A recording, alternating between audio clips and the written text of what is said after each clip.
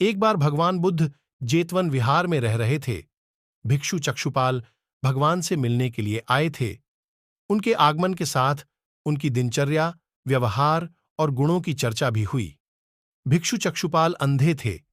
एक दिन विहार के कुछ भिक्षुओं ने कुछ मरे हुए कीड़ों को चक्षुपाल की कुटी के बाहर पाया और उन्होंने चक्षुपाल की निंदा करनी शुरू कर दी कि उन्होंने इन जीवित प्राणियों की हत्या की।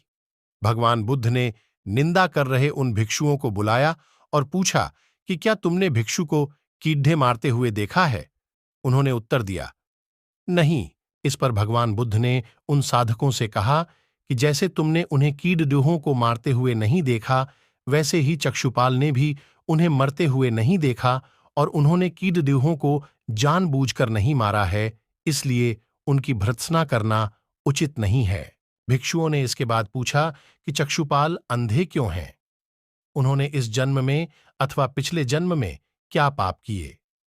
भगवान बुद्ध ने चक्षुपाल के बारे में कहा कि वे पूर्व जन्म में एक चिकित्सक थे। एक अंधी स्त्री ने उनसे वादा किया था कि यदि वे उसकी आंखें ठीक कर देंगे तो वह और उसका परिवार उनके दास बन जाएंगे। स्त्री की आंखें ठीक हो गईं, पर उसने दासी बनने के भय से यह मानने से इनकार कर दिया। चिकित्सक को तो पता था कि उस स्त्री की आंखें ठीक हो गई हैं। वह झूठ बोल रही है। उसे सबक सिखाने के लिए या बदला लेने के लिए चक्षुपाल ने दूसरी दवा दी। उस दवा से महिला फिर अंधी हो गई। वह कितना ही रोई पीटी, लेकिन चक्षुपाल को अंधा बनना पड़ा।